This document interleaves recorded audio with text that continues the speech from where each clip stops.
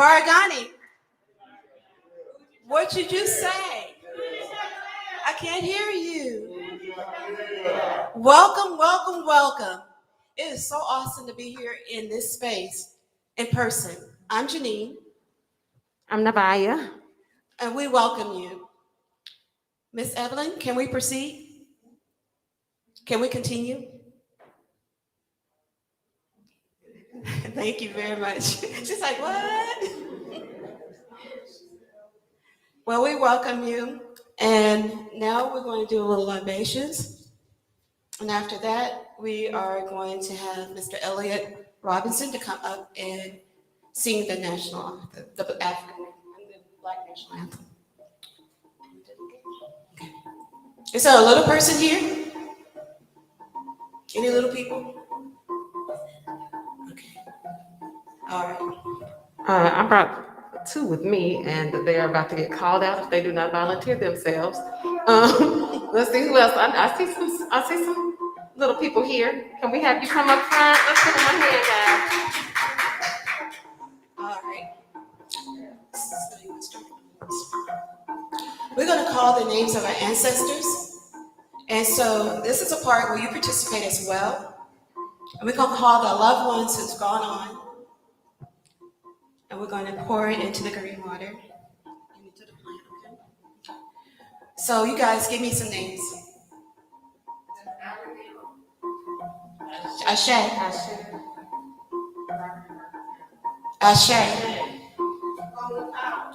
Ashe. Yes, Ashe. Ashe. Sylvia and Harold Sloss. Ashe. Ashe. Queen Mother Ursula. Ashe. Queen Mother Randy Dot. Ashe. Ashe. Frederick Douglass. Martin Luther King. Malcolm X. Mama Annie. Ashe. Anyone else? All right. All right, for all those names that were not called, but we hold in our hearts dearly and remember them. We pour for you also. Ashe. Ashe. Ashe. Ashe. Ashe. All right, let's give our young person a hand and hang up their hands.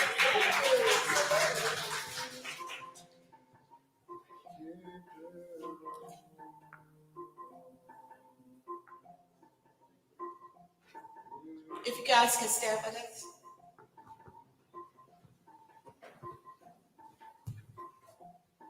Y'all can sing with me too.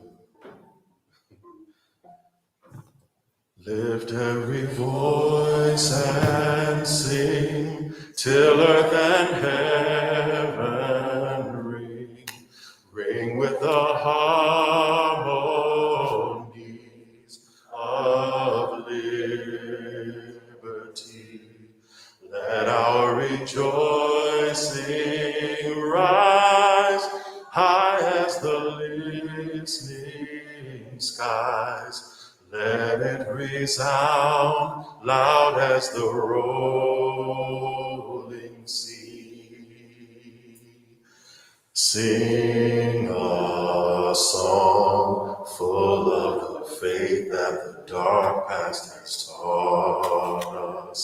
Sing a song full of the hope that the present has brought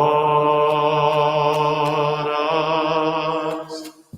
Facing the rising sun of our new day begun. Let us march on till victory is won.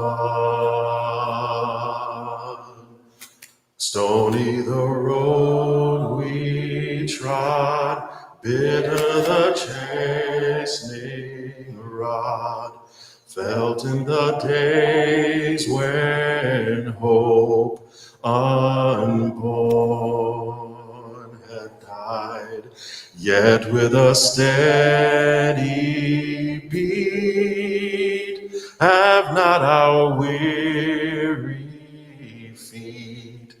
come to the place for which our fathers sighed.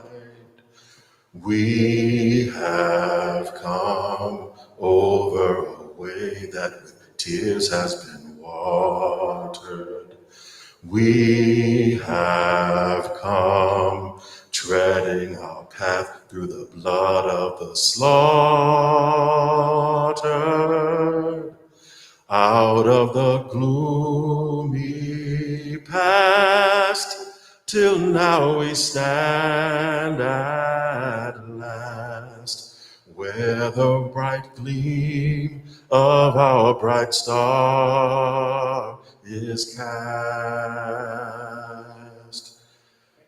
God of our weary years, God of our silent tears, thou who hast brought us thus far on the way, thou who hast by thy might led us into the light, keep us forever in the path, we pray.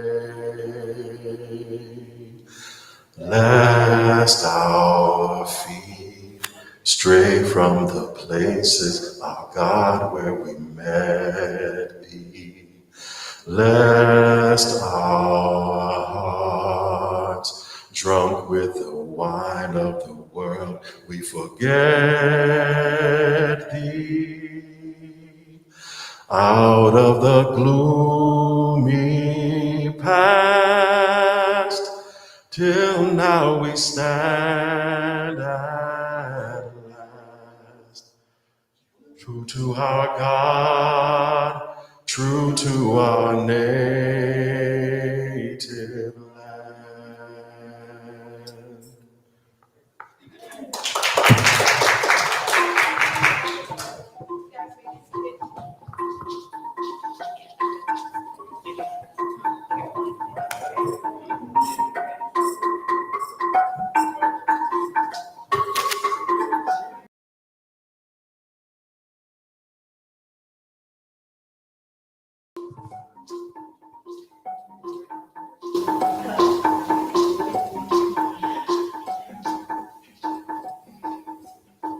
So Kwanzaa has 7 days.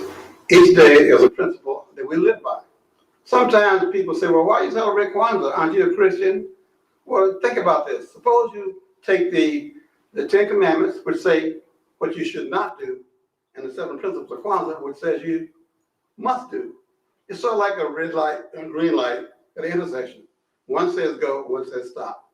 So Christians say, do these 10 commandments, don't do this. Kwanzaa says, do these things and you'll live better. You have a better community. So these 7 principles are in Swahili also. And those names are Umoja, which means unity. First night of Kwanzaa, December 26th. Second night of Kwanzaa, the 27th. It's called Kujichagulia, and that means self-determination. Third night is Ujima. Ujima means collective work and responsibility. Ujima means spend the money in your neighborhood, share your wealth. The next night is Nia, N-I-A. Nia means purpose. All these are Swahili terms. The next night is Kuumba. Kuumba means creativity. And then the last night is the New Year's night, January 1st, Imani. So if you go, no matter if you're home, in school, or church, when you go through those 7 principles every day of Kwanzaa, and then start over on January 2nd with the same principle, Umoja, unity, and you live your life by those principles, and you put this on your altars, your shrines at home, and you don't have to have a kanaro. You can make a kanaro, just 7 candles, 1 black one, 3 red ones, and 3 green ones. You also ought to have something that's about gifts. It has to be a gift that comes from your heart. It could be a poem, it could be a cake, It could be a painting, but something that does not come from China, for sure. So we would like to think about this holiday, this ours, as something that's about us, that our children understand that this is who we are. This is who we are as a family, as a church, as a business, as a team, but to celebrate the fact that you've been successful that year with collective work, with faith, with teamwork, with belief in yourself, sharing what you got. Beautiful way to end the year, y'all. You couldn't pick a better holiday to celebrate. In fact, we observe as opposed to celebrate.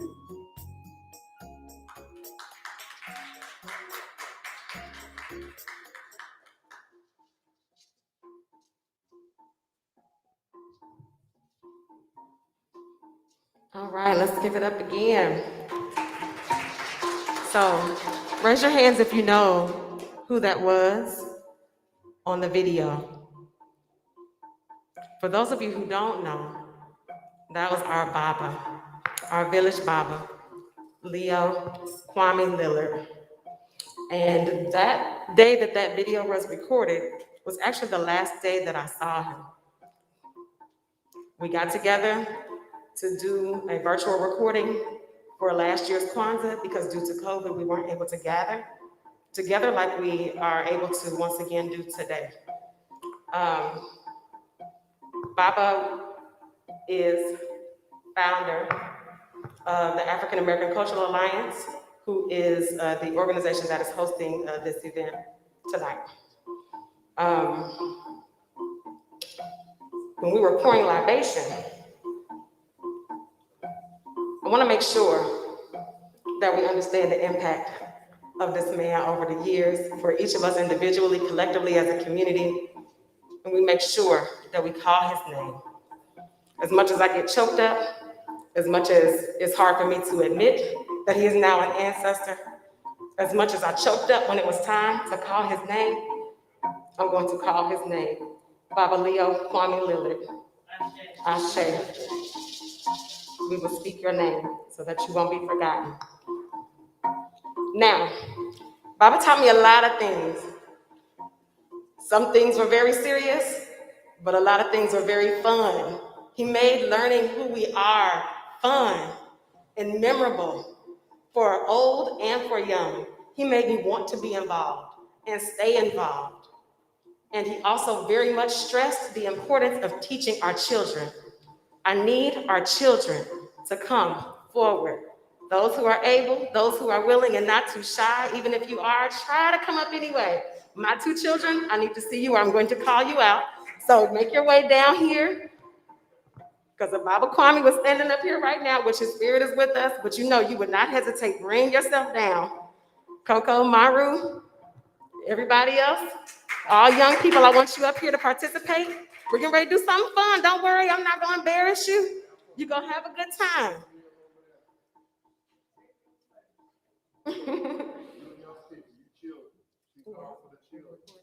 Okay, well, we have a videographer here, so we're going to let him stand over to the side so he can get the good view. Go over there by Miss Janine so you can videotape. All right, y'all, let's hear it for our young people. Come and line up over here. All right, so what we're getting ready to do is what Baba Kwame talked about in the video was our 7 principles of Kwanzaa, okay? And they are called the Nguzo Saba. Say the Nguzo Saba. Say the Nguzo Saba. I love it, y'all. Let's give them some more energy. We're going to wake them up today. We're going to wake them up. All right, and so that means the 7 principles. So we learned that this first one is Umoja. Say Umoja. All right, Umoja means unity. Say unity. All right, and anybody who would like to, tell me what you think unity means for you. What does unity look like to you? Anybody? All right, tell us. Unity means being one with your community, one with the people around you, and working together to make everything better. Okay, y'all, she studied for this. Let's give her a hand.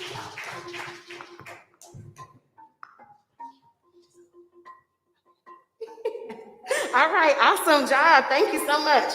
Okay, so That's our first principle.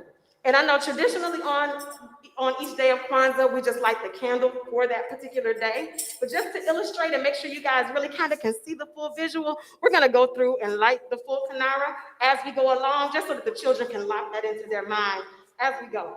So, Umoja, will you come and light our Umoja candle? And so, do you know how to operate this? Switch that up and switch that down. If you need some help, I'll help you. And that'll be this black one right here in the center. Ashe, all right. Oh, okay, we'll give it a little bit more. Give it a little bit more. Okay. All right, we'll be in there now, okay? Okay, so our next one, which is tonight, the second night of Kwanzaa, Kujichagulia. Say Kujichagulia. All right, and that means self-determination. What do you think self-determination means? All right, Team Malcolm, thank you. Well, I think that self-determination means that you can't let other people define who you are. I don't even need to be up here. They could just run this whole thing by themselves. Great job. Okay, but would you like to help us light the second candle? All right.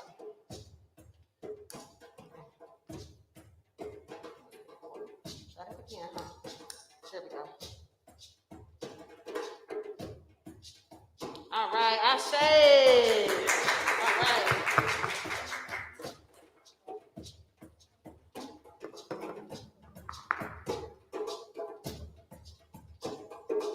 All right, our third night of Kwanzaa, which will actually be tomorrow, is Ujima. Say Ujima. All right, and that means collective work and responsibility. All right, who can tell me what you think that means to work together? Collective work and responsibility. Yeah, just give it a try. Like responsibilities, like take part in your actions, and like if you do something bad, take it actions in that. And then wait, what was the first part? Yeah, collective work and responsibility. Like you work together with collective work. You each have a part in the work, and you do it all together.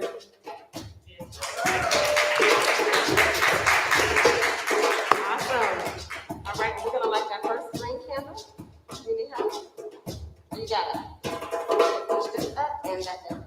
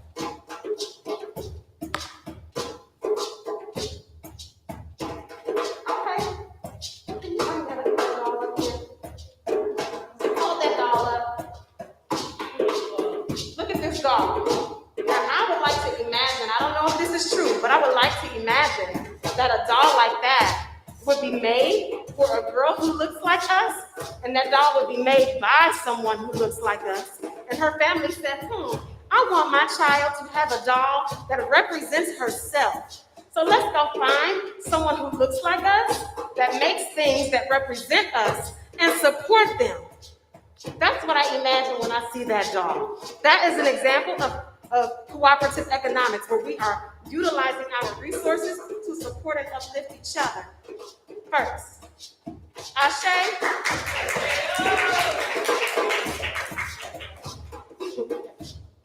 Would you like to come up and help light it? Since we used your doll, I think you still qualify. Let's give her a hand. Okay, we're gonna, get her on the side here. We're gonna go right here to this next one. Great job. Okay, Ashe. Okay. The fifth night of Kwanzaa. Nia. Say Nia. Nia means purpose. Say purpose. What do you think purpose means. You want to take this one, Amaru? You done came Amaru. You love Nia. I think you like Nia. Come on. All right, Amaru. Tell us what Nia means to you. I'm shy.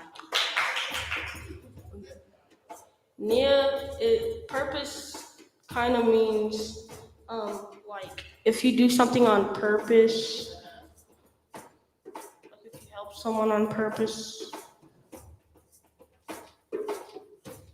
All right, yep. Being intentional about what you're doing. Being on purpose, being about your purpose, being purposeful in your communities and helping each other. Ashe? Hopefully help light this candle. This one right here. You know how to do it? Push it up. I got it. You got it? Okay, excuse me. Brother said I am on purpose. I got it now, Mom. All right, yep, make sure it's lit really well. Very good. All right. Okay, this is your title, Mara. Okay. Our sixth day of Kwanzaa is Kuumba. Say Kuumba. All right, Kuumba means creativity. Say creativity. All right, who would like to say what they think creativity means? I'm looking at Jaleel because Jaleel's looking at me, and I want to know what Jaleel thinks about creativity. Jaleel, what would you like to share with us about creativity? Jaleel said, just be. Did you hear him? Jaleel said, just be. That's creativity. Being yourself, establishing your place in this universe. Jaleel grew up in a musical household, so I know Jaleel just embodies creativity. So Jaleel didn't have to speak. Jaleel can just be. And that is plenty creative enough. Say Ashe. All right? You want to help light the next candle? All right, come on up here. Yes, sir.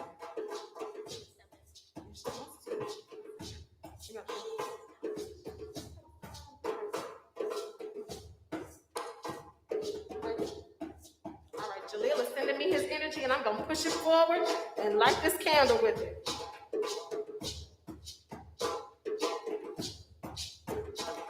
All right, Ashe.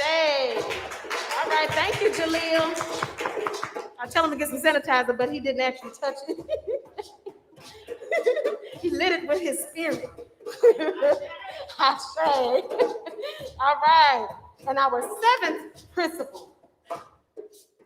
Imani. Say Imani. Imani means faith.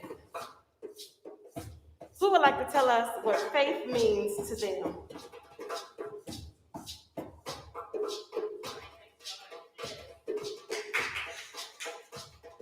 To me, Imani means believing in something greater than myself. Ashe. Okay, she helped light the first one.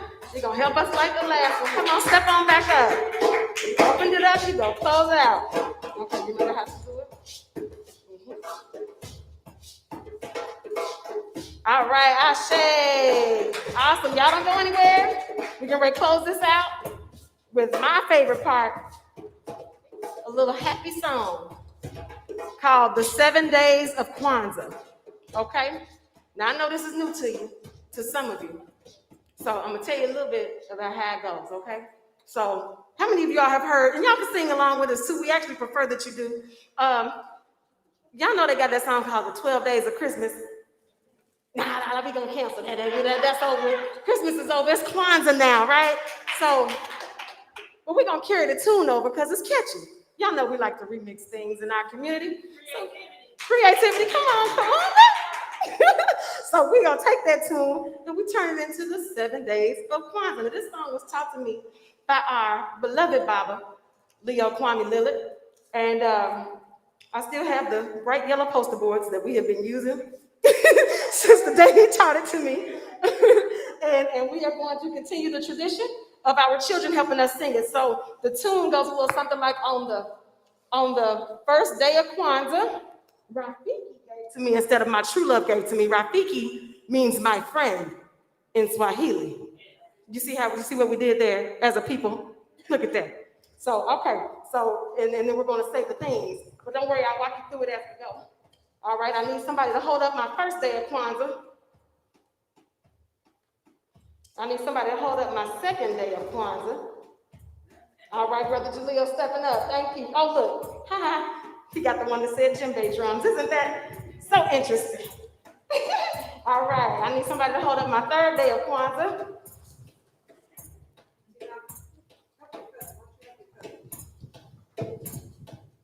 I think that's a good idea. All right, so let's see. All right, we need a fourth day of Kwanzaa. Let's rotate. Switch. We need a fifth day of Kwanzaa. Sixth day of Kwanzaa. You both can be the sixth day of Kwanzaa duo. And then our seventh day of Kwanzaa. Goes to you. All right, let's put you here on the end because when it's your turn, you're going to hold it up so everybody can see what it is and they'll know the words. All right? So, everybody ready? All right. You gotta do the first day. You guys are the second day, third, fourth, fifth, sixth, and seventh. We ready? All right. All right. 1, 2, 3. On the first day of Kwanzaa, Rafiki gave to me an African dashiki. On the second day of Kwanzaa, Rafiki gave to me 2 djembe drums and an African dashiki. On the third day of Kwanzaa, Rafiki gave to me 3 dancers dancing 2 djembe drums, an African dashiki.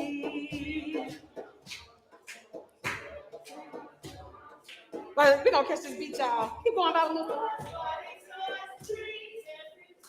2 djembe drums and an African dashiki. On the 5th day of Kwanzaa, Rafiki gave to me 5 Bob Marley CDs, 4 Zawadi toys, 3 dancers dancing 2 djembe drums, and an African dashiki. On the 6th day of Kwanzaa, Rafiki gave to me 6 black Canara, 5 Bob Marley CDs, 4 Zawadi toys, 3 dancers dancing 2 djembe drums, and an African dashiki. On the 7th day of Kwanzaa, Rafiki gave to me the 7 principles, 6 black Canaras, 5 Bob Marley CDs, 4 Zawadi toys, 3 dancers dancing 2 djembe drums, and an African dashiki. Wasn't that pretty cool? I love when we remix things. Guys, let's give our children, our watoto, a hand. You all clap for yourselves. As you go back to your seats, thank you so much for your energy. Thank you so much for your responses. Oh. We live in a world that we have to hand sanitize our children and keep them safe. Thank you so much. You guys were phenomenal. Can you guys give them another hand? That was awesome. Thank you for participating. A lot of folk got their start in events like this, community events. It's very important that we include our children so that they won't be shy and they can speak up and carry on the tradition. All right, this is a part, Habarigani, the community speaks. This is an opportunity, that's wonderful, for you guys to participate. So is Michelle here and Blair? Okay, Can you come up and tell them what you guys are doing in the community? So while they're coming up, if you're part of an organization that's making change in Nashville, this is your time to share. AACA is about community. We're about the African Street Festival, Kwanzaa, Juneteenth, but we're also about social change and justice. And we have to continue to fight. Nashville cannot get comfortable. We need to continue to get people to vote, to care about their communities, to go to their council meetings, to make sure they're paying attention when buildings come up in their community. And if it's something you don't agree with, you need to say no, and you need to fight for those things. So these young ladies are gonna come up, and they're gonna tell you what they're doing in the community to make change. Give them a hand while they come. Blair's not here yet. She's on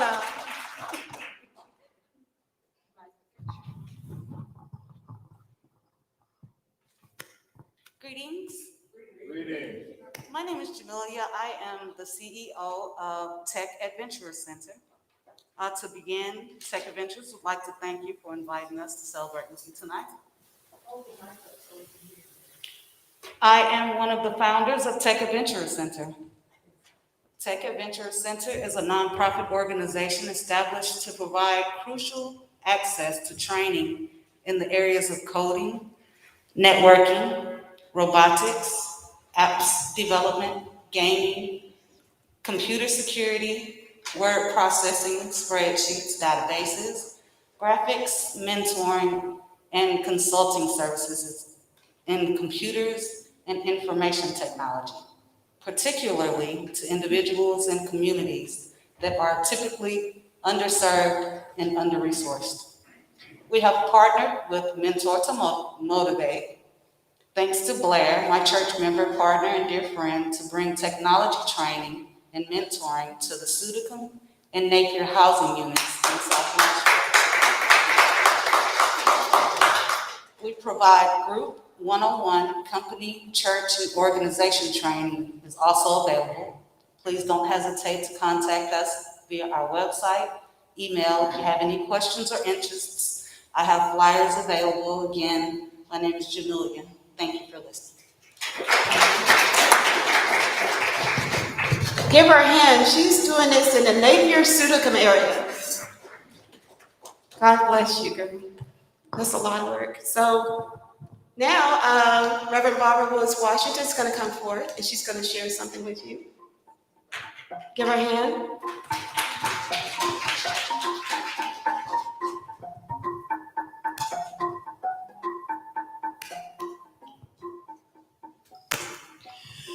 So who knows the city in the United States that has the most HBCUs? How many people know? I see a few hands, not very many. And that would be where? Atlanta, Georgia.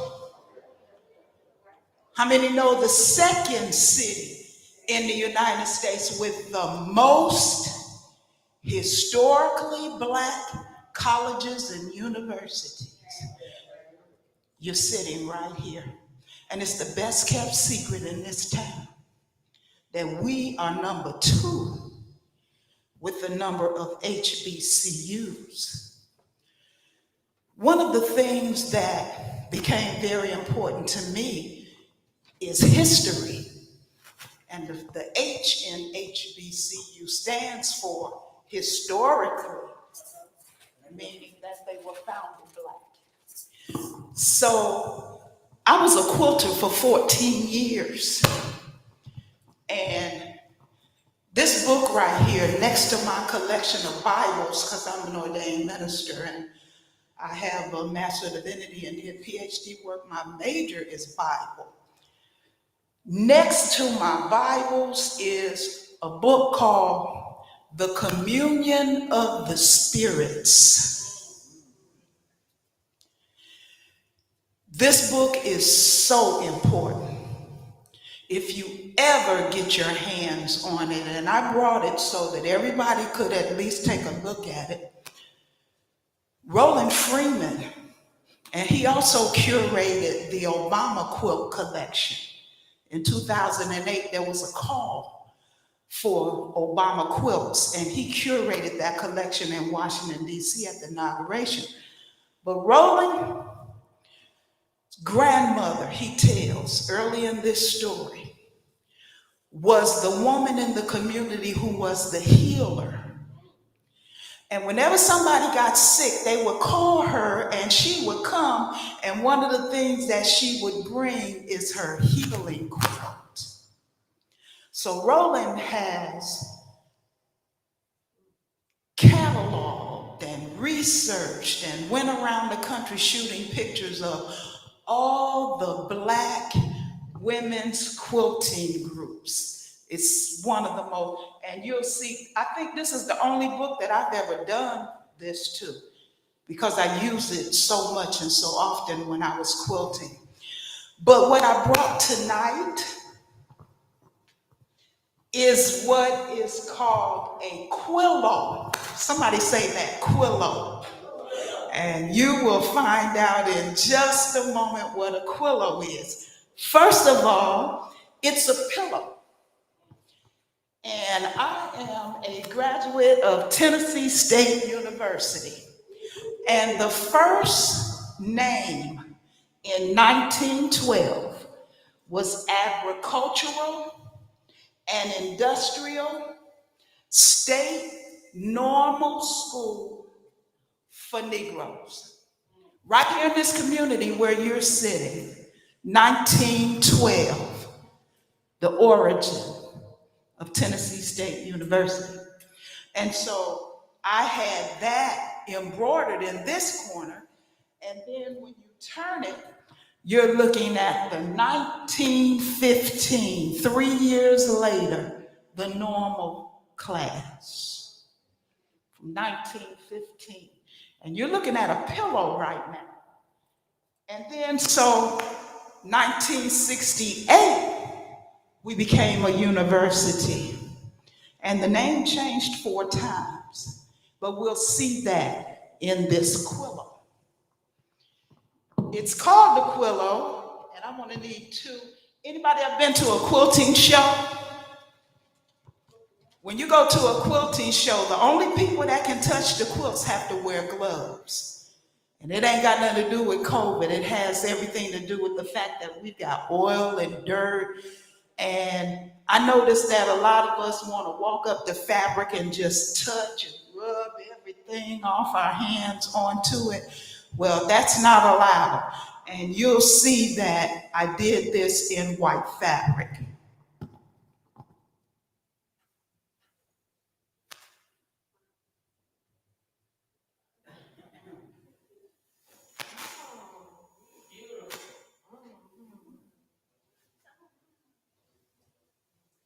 So I'm going to need 2 tall people to come and help me with this at this point.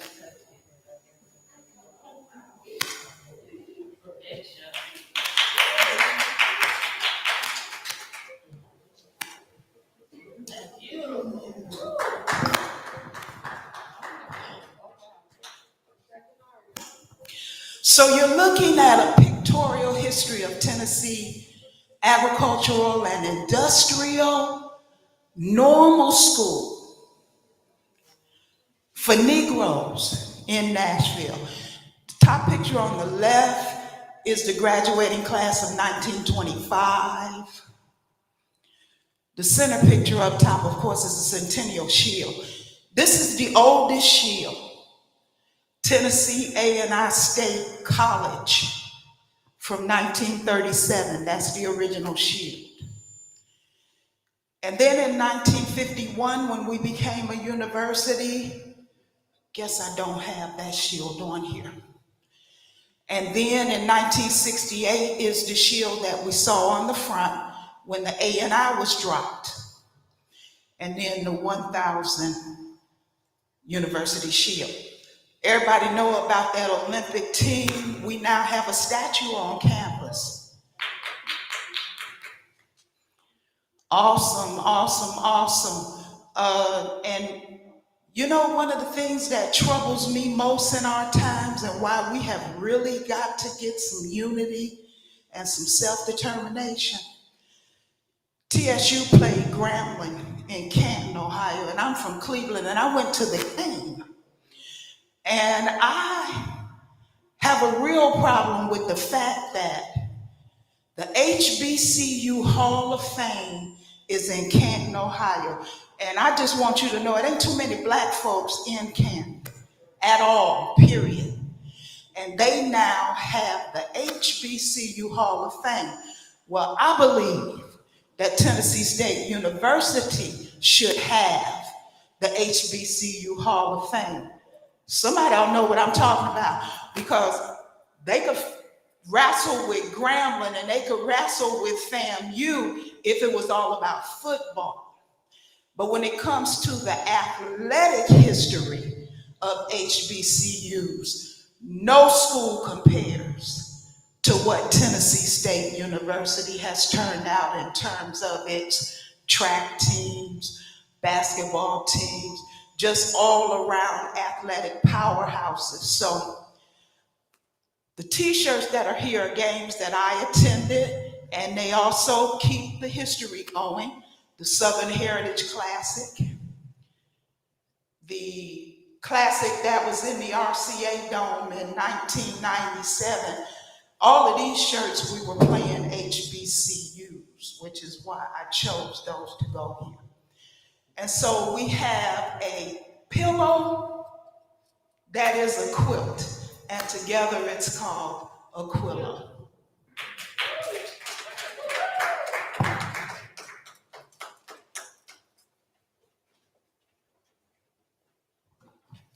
Give her another hand. Who learned something new tonight? I know I did. Never heard of it. That was fantastic. You didn't do a shameless plug about your work. She also makes beautiful clothes out of blue jeans, and she makes quilts out of t-shirts, and she tells story with fabric. It's amazing to me. Anyone else in the community that wants to say anything about their organization really, really quick? Okay, really quick. Well, to piggyback off of what the sister just shared with us, I want to let you all know that the Great Debate Honor Society is hosting a great debate, and it'll be virtually this year. It's going to be February 2nd, and the public policy issue for this virtual great debate is Black colleges need reparations and Africana Studies departments to overcome decades of arrested development and cultural alienation. Again, it'll be Wednesday, February 2nd from 6 to 8 p.m. Eastern Standard Time, and it'll be on www.greatdebateuniverse.com, and we'll share it on social media. Come up and keep it. You're welcome.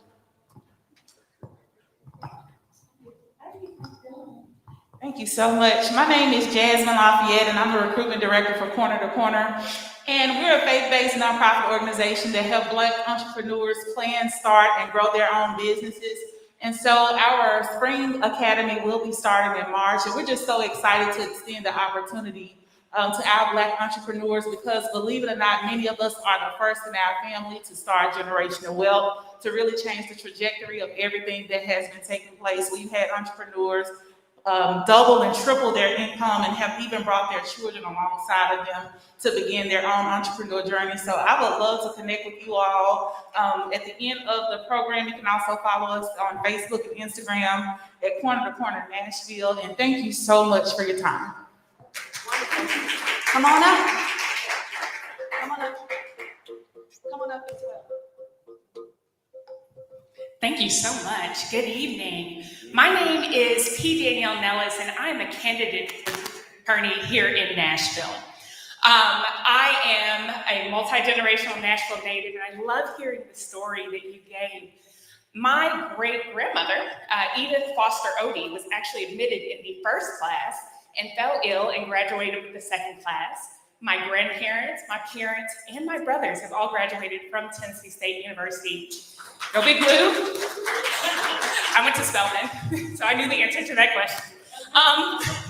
But I am running to build a safer and stronger city together. As you all know, our criminal justice system, quite frankly, is in crisis, and I need not explain that to you all too deeply. But I know that the way we fix it is to bring all the stakeholders to the table, address the real problems at their root, and come up with solutions collectively, including expanding the options for restoration and rehabilitation. That means more options for accountability, not just jail or probation or release.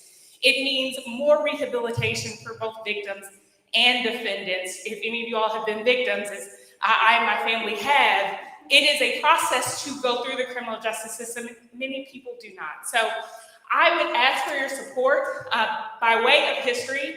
If, when elected, I will be the first woman and first person of color since Andrew Jackson elected to the position. So it is absolutely necessary at this juncture. It is an 8-year term, and I would ask for your vote and support May 3rd. It is nellisfornashville.com. Again, my name is P. Danielle Nellis, and it is nellisfornashville.com. Thank you all so much. So you need to register to vote and you need to vote. What day did she say we need to vote? What day did she say we need to vote?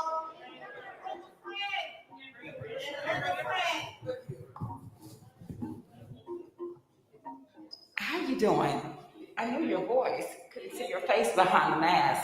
Well, I'm Robin Kimbrough Hayes, and I'm the president of the National Panhellenic Council of Nashville, which is all the Black Greek organizations like Delta Sigma Theta, Alpha Phi Alpha, AK, Sigma Gamma Rho, and the list goes on and on. But I'm also the secretary for the NAACP. I just wanted to come to share that the NAACP is active in our community, and we really need young people. We have money in our budget for our AXO program and for our Youth Works program. And we have tried to launch it, but we have not had enough children participation. And this is an opportunity to have access to scholarships and other opportunities. So I just want to encourage you, if you're interested, please see me and I can get you connected. And I just want to piggyback. I wasn't going to announce this, but I'm running for judge myself for General Sessions, Division 5, thank you, where the V stands for Vision and Victory. And I'll ask you for your vote, but I want to reiterate to you that this election is very important. This election is very important. So please be educated on who's running. These terms are very long and Nashville is changing rapidly. This may be our last chance. So please get aware of these voting dates. I'm not going to take your time up because I know you're ready to go home. But voting starts February the 7th. And let me tell you why. Because a person can order a mail-in ballot starting May the 7th. Are you with me? February 7th. I'm sorry. I'm glad I said, are you with me? I got to get with myself. So voting starts February 7th. Why? Because you can order a mail-in ballot on February 7th, okay? The last day to vote is May 3rd. You don't want to do the last day. And guess what? The last day to register to vote for this election is April 4th. Okay, so I just want to drop that with you. But anyways, please get active with the NAACP. All right, you guys. So, real quick. I know y'all already heard from me, so I'm not going to take up too much of your time. Once again, my name is Nabaya, but I'm not up here about me. This lady to my left does not know that this is happening, but she does right now. She has been selected and given the award for Kujichagulia for Kwanzaa this year. Janine, your community loves you. We see you. We see the work that you've been doing. And I mean, that's no easy feat, taking on the footsteps of Baba Kwame. Like, they may never be filled, but you stepped in and put your toe and your foot in it as deep as you could, and you've been rolling, and we love you. There's some messages and things, and I know because of time, I don't think I'll be able to play them right now, but I'll play them for you once we break out. There's a few folks that did send some loving words to you, and just to let you know that you are appreciated. And this is an award on behalf of Kwanzaa Nashville. Thank you, Maria, for making sure that things like this happen for the people who deserve it. And that's it, you all. Here. Oops, real quick, right? Thank you so much. Maria Hall's there. Maria, wave at him. Last night, were you guys at the museum? I was. It was fantastic. And thank you so much for spearheading 7 days. Nashville is the only place we have Kwanzaa 7 days. So this is awesome. If no one can do it by themselves, I am because you are, and we are one. One love. And you know, I like to do this. Black power. It was passed down. All right, we have a few more ways to go. Our theme is rest, recharge, renew. So everybody take a deep breath. I think we all have went through way too much lately. So the next folks are going to come up after we have a song. Ian's going to come and lead us into this sacred space. We're going to calm ourselves down. We're going to think about ourselves, no one else. We're going to breathe deep. Because sometimes as women, I know, if we breathe too deep, we would cry. I've been in yoga class in Brentwood crying like a baby. And they're like, what's wrong with you? Are you all right? One lady ran out to the car and said, here's a tape for you. I want you to listen to it. She didn't really understand, but sometimes we don't take the time to just breathe. We have the weight of the world on our shoulders, but this is a time where I want you to just relax, rest, and the children are going to leave now. You guys can go on over. There's an activity for you.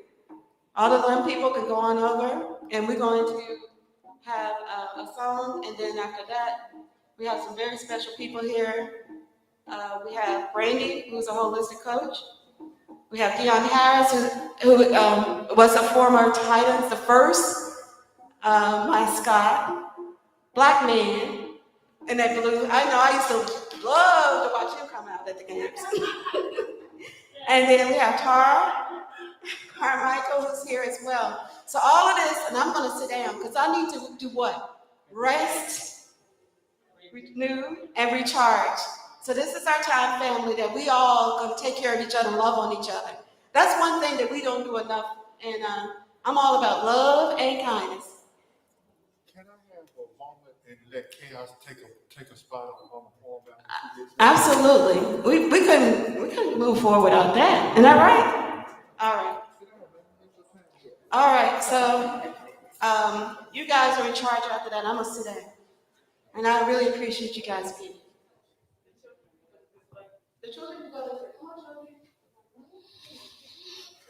Well, before I start saying hello, everyone, my name is Ian Frierson. And in the whole spirit, I love the way spirit moves because for the last 8 months, I've been resting, restoring, and recharging, and being renewed in essence. Because I love to help and do. But sometimes, God's like, look, I need you to be still so you can be who you're supposed to be. And so I am grateful to be here today because I could have been gone. But I'm here on purpose, with purpose, and I just thank God for it. Oh, yeah. Well, I wasn't going to tell y'all, but I had brain surgery in April, 2 of them, actually. And she talked about taking deep cleansing breaths. Oh my God. Just thinking about it, I'm like, God. But I'm so grateful, like I said. And so it wasn't by chance, it was divine. I saw her at a funeral of one of my good friends' mother. And she's like, hey, I recognized her behind the mask, believe it or not. And I was just like, thank you, because I hadn't been singing. I've been just being restored. Just laying in the bed, actually. Creating therapy for myself. God-led therapy stuff. She asked me to sing, and all I could think about was Mahalia Jackson, Trouble of This World. Soon I will be done with troubles of the world, trouble of the world, troubles of this world, Lord, I sooner will be done with trouble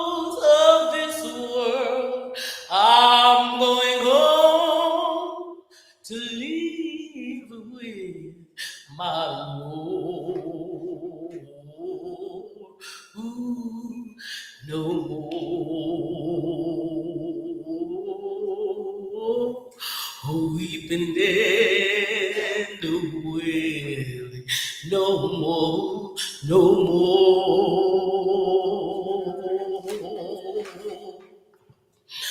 Oh, weeping and the wailing, no more, no more, no more. Oh, weeping and the wailing. I'm going home to leave with my Lord. Praise God. I'm so grateful to be alive.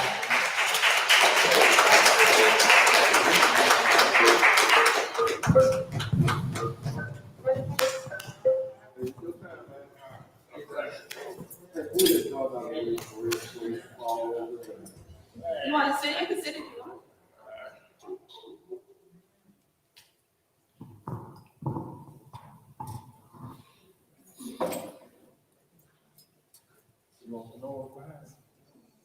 Can if you want to.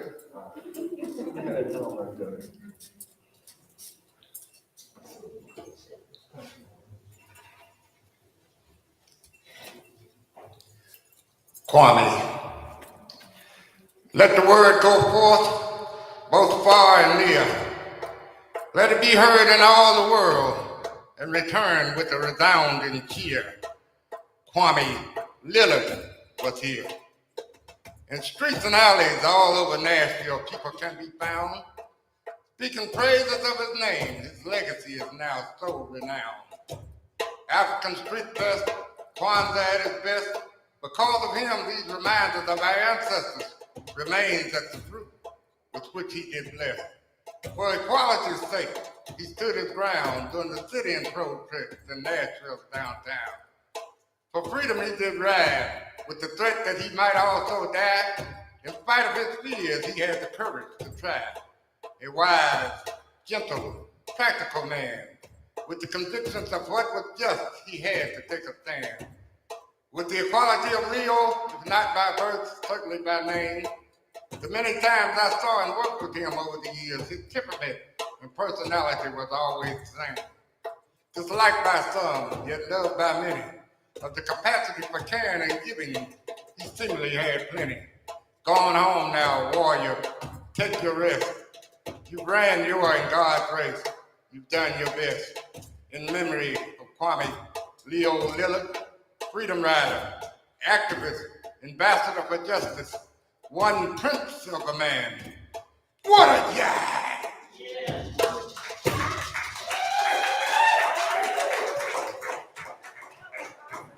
Give him another hand. Brandy.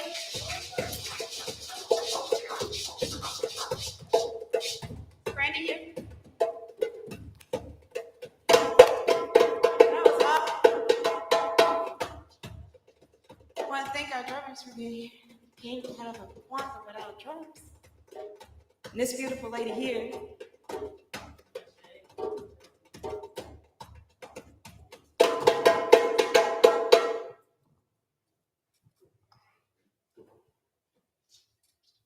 I gotta make sure I record myself.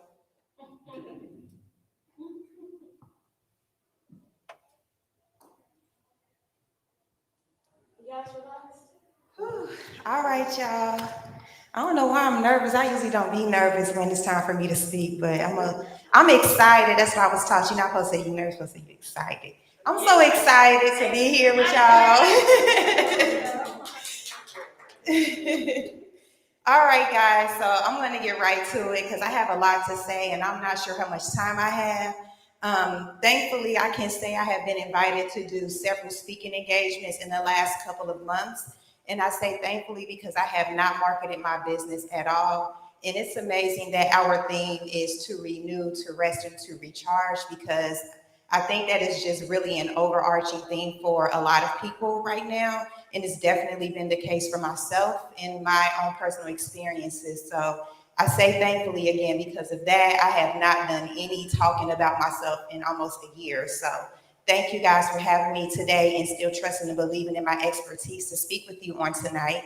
But with all that being said, let's get right to it. I'm Brandy Lynette, My business is Manifest Prosperity, and because people like titles, and I have to give you guys one I've been told by my business coaches, I am your holistic life strategist. So what does that mean exactly? It means exactly what it sounds like. Any area of your life that you need help with, some way or how or another, I'm going to be able to help you get that problem solved, that challenge resolved. I'm going to be able to help you to get to a goal. It doesn't matter what it looks like and what it sounds like, what it feels like. Some type of way, I can help you to figure it out. So that is how I am your holistic life strategist. So I don't have time to go into all of my history, but if you have ever heard of anything about Brandy Lynette, I've been in business since March of 2014. I started off in nutrition, that led into me meal prepping, that led into me selling plants, that led into me selling life insurance, that led into me doing a magazine, that led into me doing a whole bunch of stuff. So that's another reason why I am your holistic life strategist. I do a lot of different things and I'm well at all of them. With that being said, today I'm here to talk to y'all about nutrition because let's talk about this, guys. We are not doing a great job about this in our community. And I'm not even going to talk about from a brown perspective. Let's just talk about an everybody perspective. Last I checked, in the state of Tennessee and all of the 50 states of the United States of America, we're number one when it comes to childhood obesity. Number one, statistically speaking. So we have a lot to talk about, guys. And I'm going to get my notes out because, like I said, I got a lot to say. And usually I know it at the top of my head, but I don't know it like that tonight. So with that being said, I want you guys to think about what our theme is for this second day of Kwanzaa. It's Kujichagulia. It's self-determination. In my professional opinion, I feel that it's important before we ever go out into the world to be a contributor that we have to be whole ourselves. In my opinion, that is what self-determination is truly all about.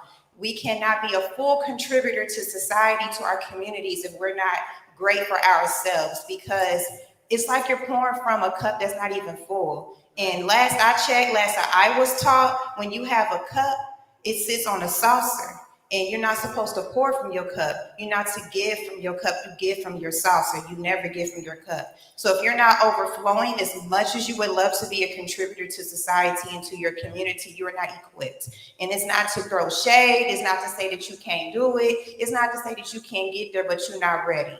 And it's okay to admit that you're not ready, because if you can't come to the community whole, then we're still going to have some missing gaps. There's going to be some anyway, because we got to come over, like, overcome our own personal stuff. We got to come together on how to communicate. Like, we already got stuff to work on when we do come together, so let's come together whole.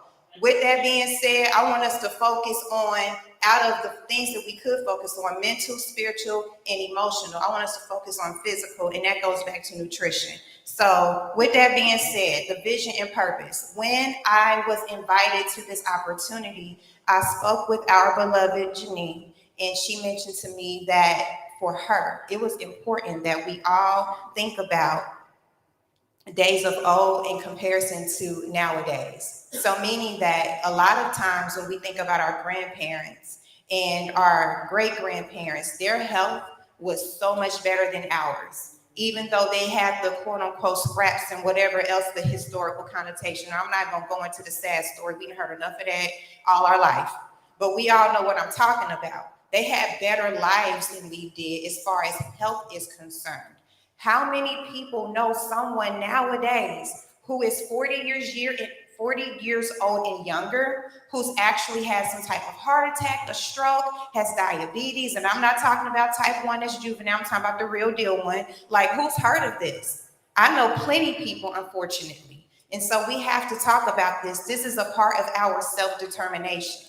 With that being said, I want us to think about some of the challenges that come up when we think about being great, being better, having better mindsets and better habits as it relates to our wellness, our nutrition specifically. A lot of times people say what? They don't have enough time.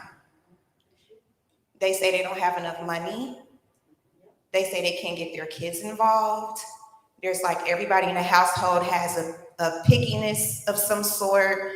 It's all kind of stuff. We've come to a point where I could say it's generational, but I really think it's more societal, we're not cooking as much as we used to. I know I definitely am not, and I was meal prepping, and y'all know that if y'all been following me for a while. So with that being said, like, what can we do to really overcome these challenges? Because to be real with y'all, they really excuses and they reasons.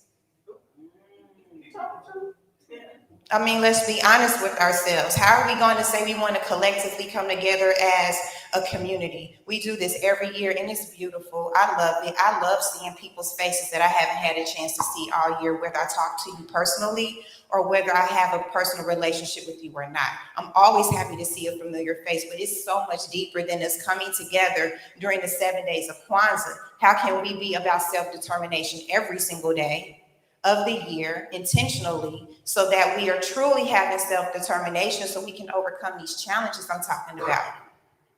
Because it's really not that hard. I wish I had time to go into a whole bunch of detail with you guys, because I have solutions for every single challenge that we talked about just now. Overcoming meal prepping, making time, budget, everyone having a different eating habit or preference. None of that really matters if we really want to get to it. Think about any goal you've ever set before yourself. If you truly, truly wanted to accomplish it, it don't matter what obstacle is in your way. You're going to figure it out because you make it a priority. I have a question. Yes, ma'am. So I noticed that children aren't made to eat. You know, when we sat at our table, it was none of that. No, I don't want it. So when you're dealing with picky children, I used to create like these meals, and if I had a child that didn't like something, I would incorporate it in something else to match the taste. What are some suggestions you have? I forgot you wanted me to talk specifically about that. I have a wonderful solution for that. So for anyone again who knows anything about me, I have 5 children. They are older now. My oldest is now 18 and my youngest is 9. But of course, at one point they were very small people, and I was a true stay-at-home mom in those days. So like, I made sure that like being a stay-at-home mom and a wife was my career. Like, that's how serious I took it. So with that being said, I had to find ways to incorporate getting my 5 children to all be on the same page. And I didn't want to take the traditional approach where I make them sit at the table and force them to eat this food. I didn't want to punish them. I didn't want to threaten them and everything else we can do. So what I did is I made it fun. I made a game out of it, because like, who loves a game? All kids love games. You even love games if you be real with yourself. You don't like sitting around bored all day. So with that being said, we made it a game. So let's be honest, that's why I'm dressed the way I'm dressed. I'm in all black. This is a mission. I dress in all black every day. My car is black on black. Like, it's for real. It's a mission every day. So I'm serious about this. We've got to get for real about this thing. So we have to make it a game sometimes to make it more serious, because it's more influential and it's stickier when it's fun. So make it fun for the little people. What we did is we thought about 4 meals, 3 to 4 meals we wanted to have every single week, because let's face it, 5 kids, several schools and activities. Who really has time to be in the kitchen every single night? I would love to be, but let's be real. So we chose 3 to 4 meals a week. We chose them together. So that way we were already committed. It's really just sales, y'all. I don't know anyone who does business or sales. It's really sales. So I kind of tricked them with having fun. So we planned these meals out. And when we went to the grocery store, we had our list for all of our meals we wanted to have for that week. And I took the older children, and they had their own team, but they had to take one of the smaller siblings, because they didn't like that. But you gotta learn some responsibility. So take your sibling over there with you. Here's your list. Each item is named, and each item has a price point. So for an example, if you want to get something and it's $2.89, go ahead and round it up to $3. Because when you get to the line and it's taxes, you don't want no surprises. So go ahead and make it $3 on your list. All that to say, one team had a list, and then I had a team with some of the other smaller children, and we split up. And whoever could complete their list the fastest with all the right items at the right price points, and I didn't care what brand it was, I just need you to meet my budget. And you can get to the line first, then that team won, and they got an extra prize. They could choose whatever they wanted from the grocery store as their extra treat. And for my children back in those days, it was a big deal because we were strict vegans. So it's like, oh, I can choose what I want. Yeah, I want to win. So that's what we did to make it fun. So when you have children that committed, they picked out the meals with you. You went to the grocery store to buy the meals together. Now they're involved to touch and feel and everything.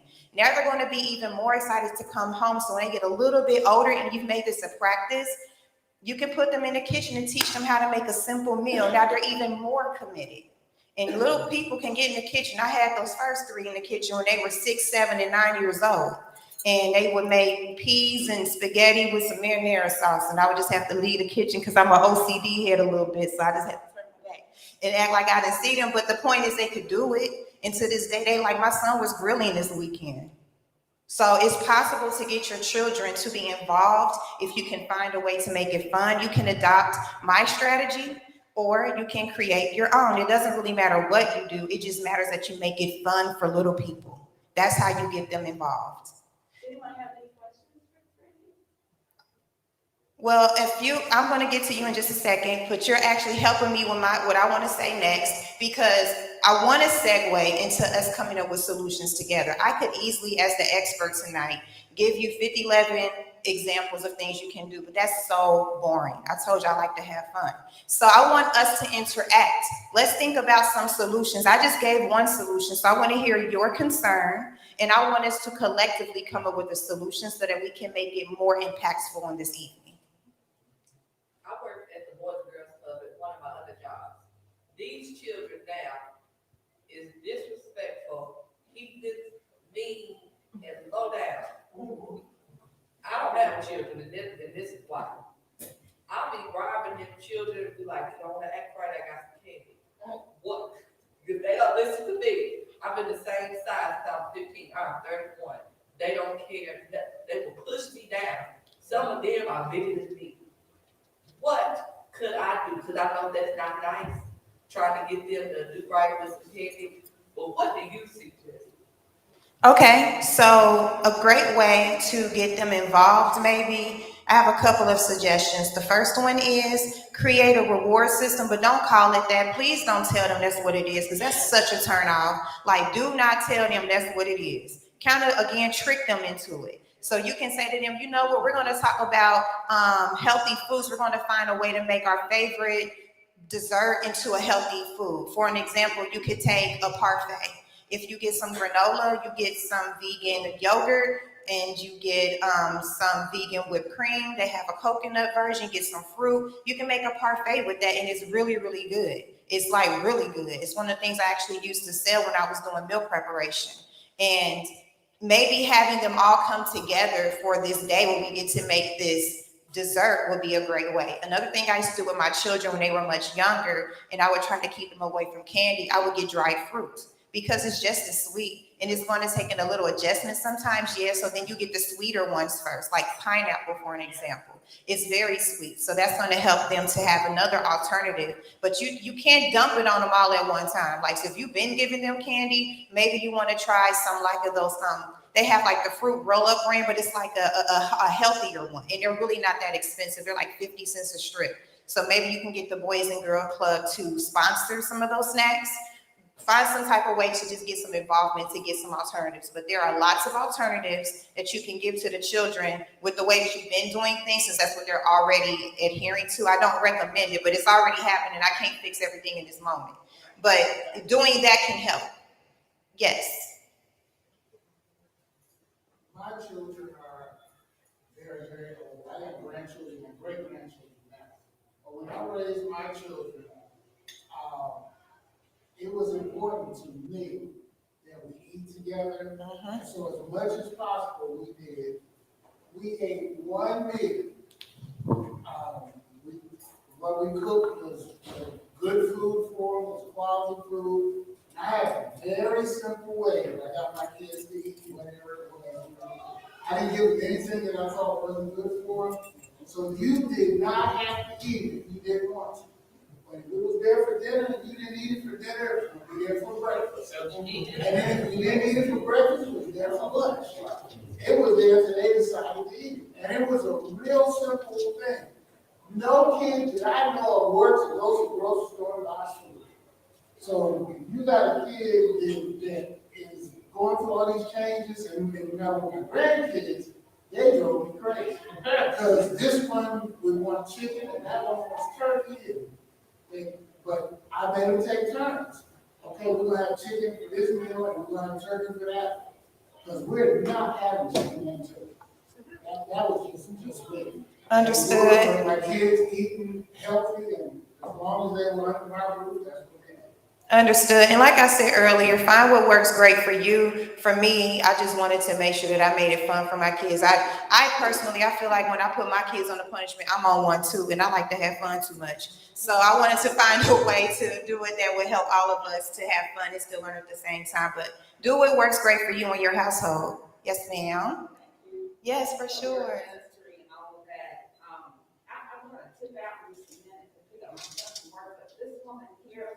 You asked a question about how to handle the children of Boys and Girls Club. Is that what you're asking?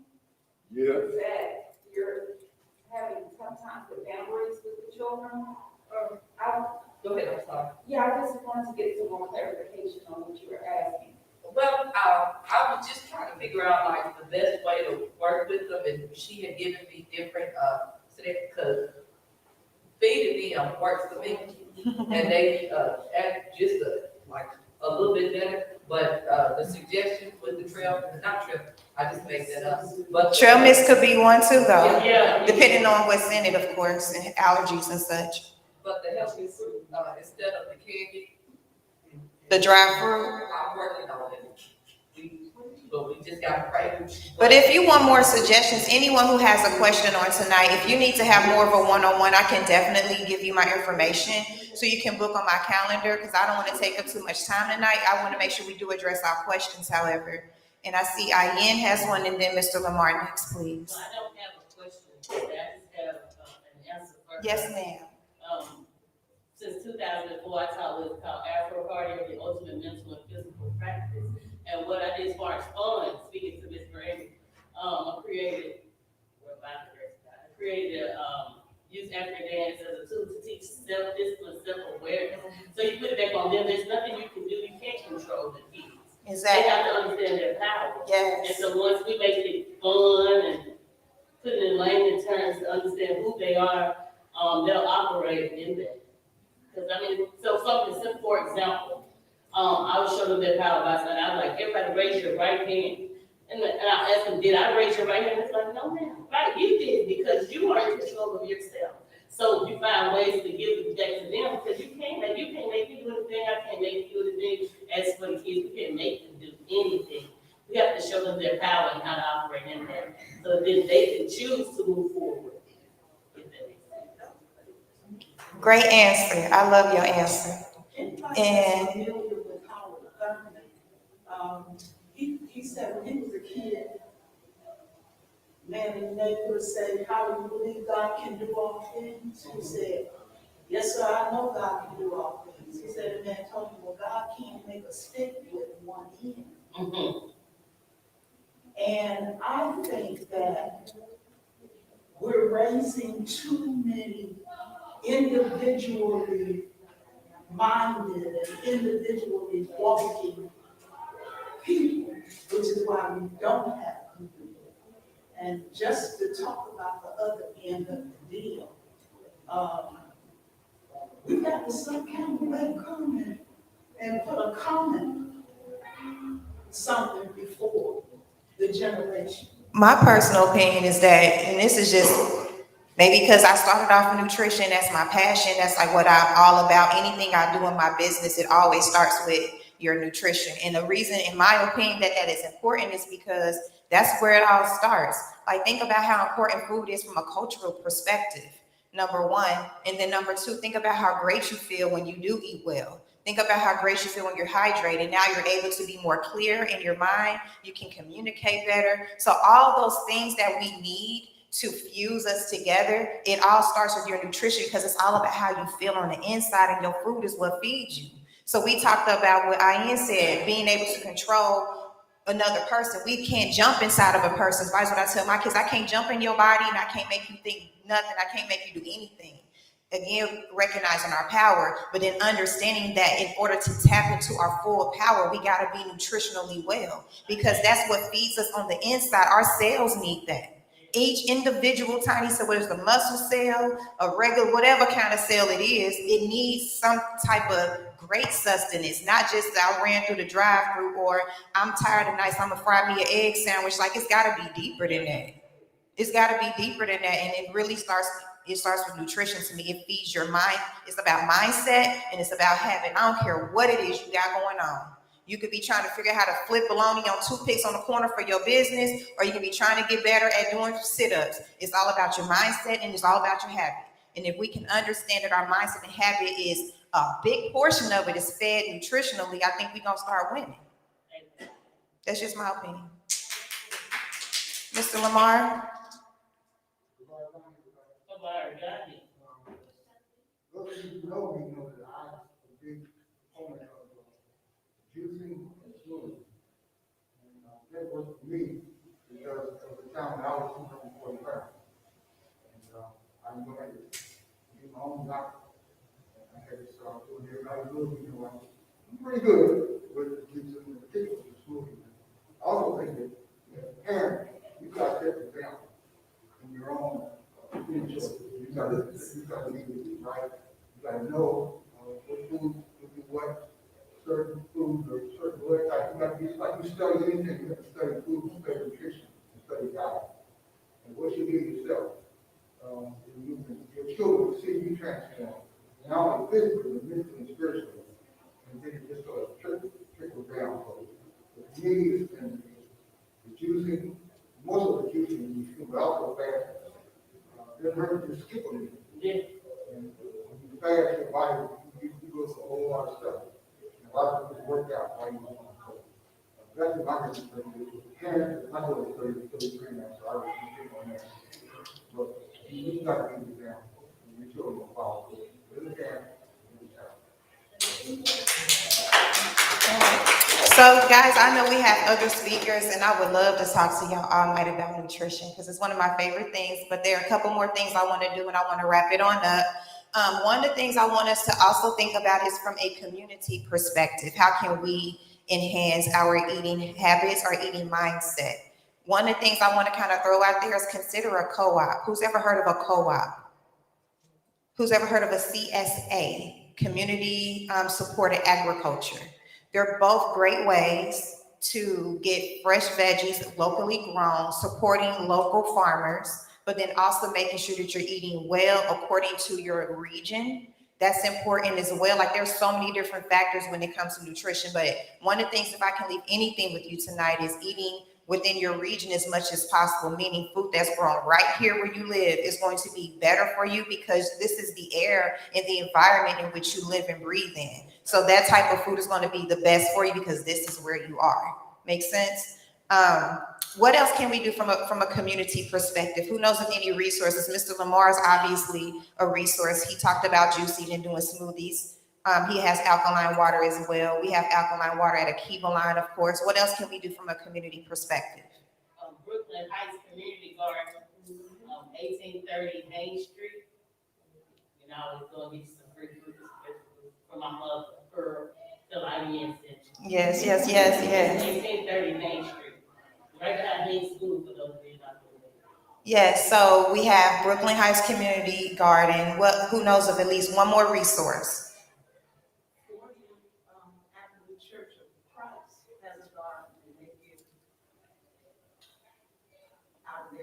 Okay, so we have three things we can do from a community perspective. We can look for a CSA or a co-op. We can hit up the Brooklyn Heights Community Garden or the 40th Avenue Church of Christ. They also can support us. Now, I asked for all of us to participate in this portion for a reason, because I need us all to commit on something. I'm not up here just to talk about self-determination and nutrition today, and then we're going to leave and say peace and love, and that's it. No, we need to commit on tonight on something. So we talked about a lot of solutions on tonight. Can I get somebody to let me know by a raise of hand that you're going to commit to at least one of the solutions? We had so many tonight. Everybody should have a hand up. You're going to try at least one solution, at least one. Even if it's just taking your kids to the grocery store and you just say, touch that banana and feel that squash. I don't care. Do something. Who can commit? Perfect. Okay. And who's going to take action as soon as, how soon we going to get started? Y'all sure? Y'all don't even sound convinced. I don't even believe you. Right now. Get hydrated, Green. Right now. And just take small steps. We talked about an example. Just if you have a candy fetish, just try some dry fruit. I ain't saying put your Skittles and your Sour Patch Kids down. Still have those. But try some pineapples too. Just try it. Let's commit to that. Yes, ma'am. One of the things that came to mind as you were talking was to link our children with the grandparents. My daughter loves her grandmother's sweet potatoes. I don't even know how to make them. I'm being real, I'm 48. So one, I need to know.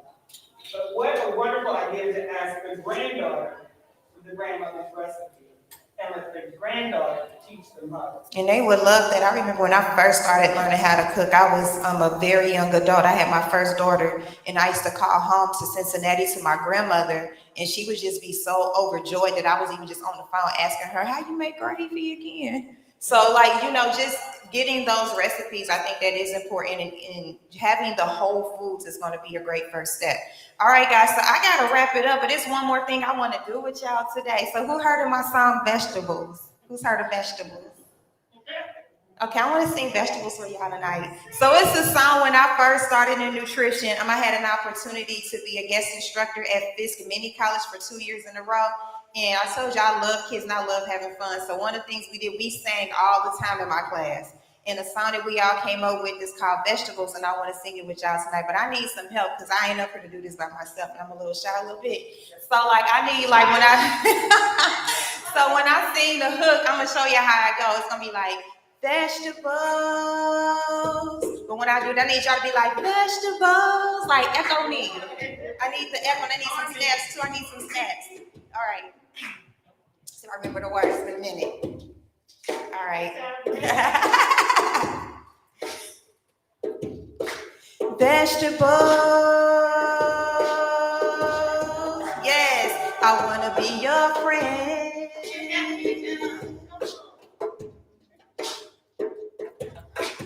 Vegetables.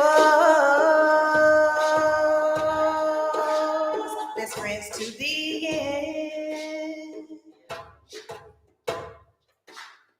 All right, here we go. You keep me so strong and healthy. My skin, my cell, my brains too. You keep me so strong and healthy. And I'm never sick when I'm with you. Vegetables. I wanna be your friend.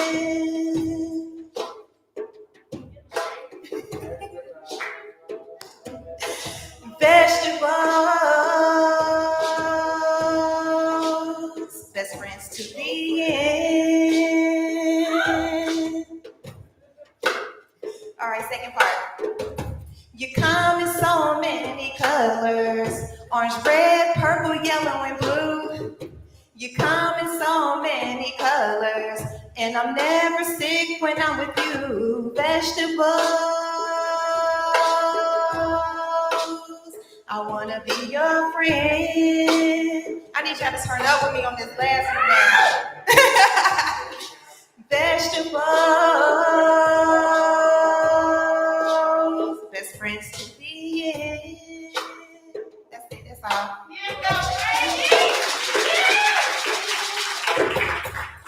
Thank you, I appreciate it. Thank you.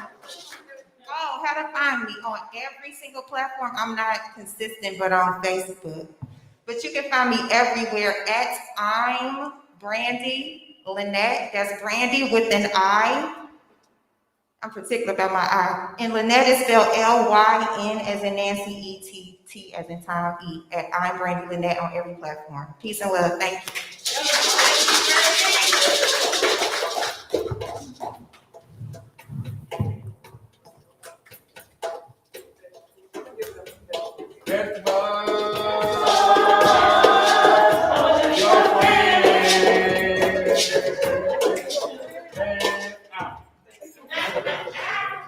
Good evening. My name is Tara Carmichael. I am a holistic life coach, personal trainer, and my main job is a school counselor. So I wanted to kind of piggyback off of what Brandy spoke about, not necessarily nutrition, but I wanted to talk about wellness in general. So wellness to me is practicing good habits of any kind. So that can deal with nutrition, it can be physical, it can be something that you're doing spiritual, something emotional, and something that you're doing for a social reason or environmental. So when I think about wellness, the most important thing to me is mental wellness. Also going into, especially with our young adults and with our kids right now, but what mental wellness, World Health Organization says that mental wellness defines the state of well-being. So that goes into all of those different categories. As far as spiritual, which can be you having a force of driving yourself to make sacrifices for the better good, and that can be for yourself or for someone else. Emotionally, wellness refers to building an awareness of an acceptance and feeling of mood. So knowing how you feel, being okay with that, being able to adjust with your moods, with your feelings. Also physical, and that just goes into knowledge about continuing to be active, moving your body in any kind of way. That can be dance, it can be yoga, it can be exercising, it can be strength training, and it can be something as simple as just walking daily. Also social is being cognitive of the impact that you have on yourself and those around you. And it's really funny because I did not know what the theme was for this evening, but I just feel that wellness and mental health is very important, and it's something that we don't discuss in our community on a regular basis. Being a school counselor, working in the school environment, over the last 2 years since COVID has started, our numbers has rose as extremely high when it comes to our kids and their mental health. Students that were AB students, thriving throughout the day, loving to come to school. When COVID hit, now these students are on medication for anxiety. They have social disorders where they cannot function around other classmates in the classroom. And so I feel like that's something that we should be talking about, especially when it comes to our kids, because they're our future, they're our tomorrow. And what they feel today is going to linger on into their adulthoods. And some of us as adults are still dealing with issues ourselves. So it's also important that we get the help that we need so that we can spot those signs in our young adults as well. Something dealing with mental is also mindset as well. I feel that when it comes to mindset, when you set your mind to do something, then that's when an action happens. When it comes to nutrition, when it comes to being healthy, when it comes to being physical, it all starts with the mind first. If you cannot make that decision, and most of the time we are so bagged down with different things of just life stress, our own waking up, children, family, and even from a woman's perspective, those of us who are married and have kids and have other people that we have to feel that we have to nurture and look after. Sometimes that makes us put ourselves as women on the back burner because we're too busy taking care of everyone else. But when it comes to your health and your wellness, sometimes we have to learn how to be selfish. And most of the time we're not taught to be selfish. We're taught to be selfless, always giving, always doing for other people. But sometimes, like the young lady said who had brain surgery, she said that she had to take time for herself, that God set her down.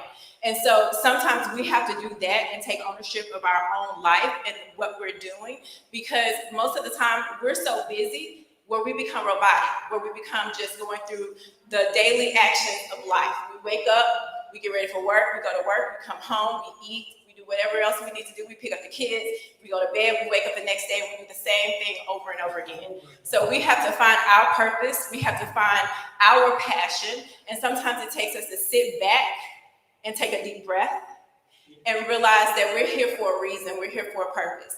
And sometimes we have to get ourselves together first before we can lend a helping hand to someone else.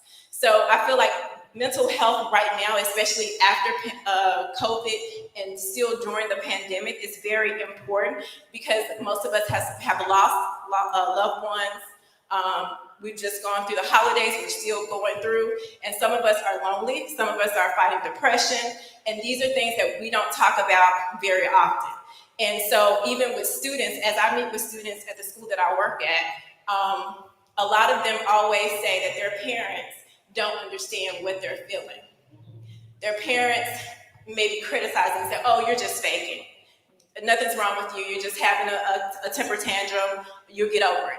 But when our children are giving us signs, us as adults have to take on that sign. We have to give them resources and ways to cope, to be able to help with their mental state. Because a lot of them don't understand.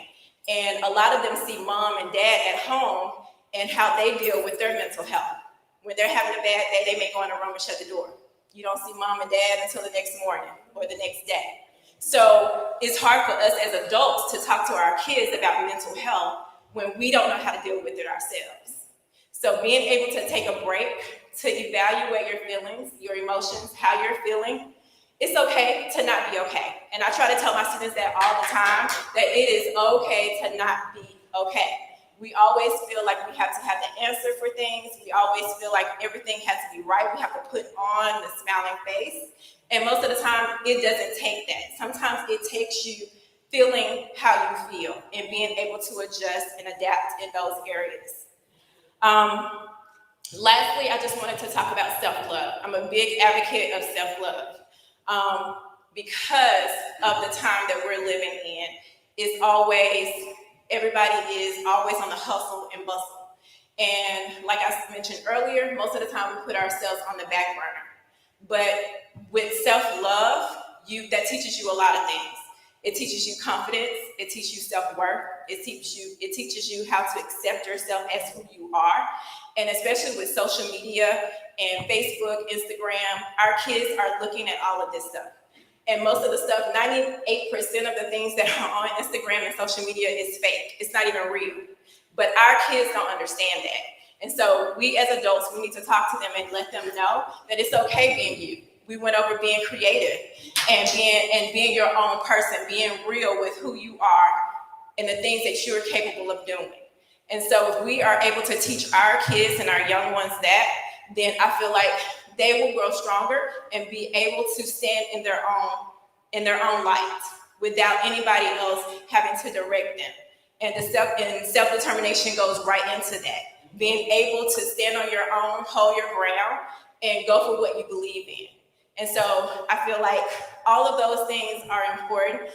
Once you set your mind to it, and once you learn to love yourself and accept who you are, and then everything else will come into play. We will be able to focus on nutrition. We'll be able to focus on being physical and keeping ourselves healthy and feeling good. And so most of the time, all of that stuff goes out the window. A lot of people don't know what it feels to feel good. They think that waking up in the morning and, oh, okay, I don't have an ache, or I don't have a headache, or, I'm waking up, I'm breathing. They think that's good. That's as good as it gets. But once you really start to take care of yourself mentally, physically, emotionally, you start to tap into something that most people don't understand. And most of the time when I talk about how I feel good. I have my bad days, I have my good days, but for most of the part, when I do the things that I know that I need to do to make me stronger, to make me healthier, when I follow in my passion, my purpose, those are the things that a lot of us are missing. And so it's okay to get off track because we are human. It's plenty of times where I've had to restart. It's plenty of times where I've made wrong decisions or bad decisions. But it's all about having that mental aspect, that self-determination to get back on track, to do what's best for yourself so that you can focus and live in your truth. That's it. Thank you.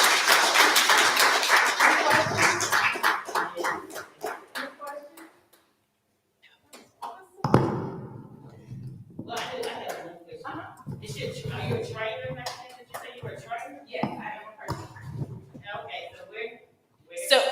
So for the last 2 years, I've been focusing on school counseling. I did have a business. It was called My Coach Tara, MCT Fit. And right now, I'm just trying to revamp my business. I still do life coaching, which is one of my #1 top things that I do. And I specialize in women health and fitness and wellness.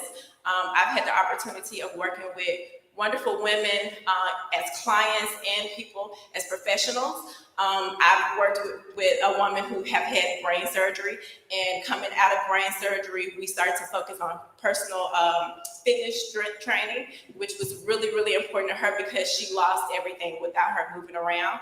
I've had an opportunity to work with a woman with Parkinson's disease. So I feel like that's where God has led me to work with women and to help women with chronic illnesses and health issues.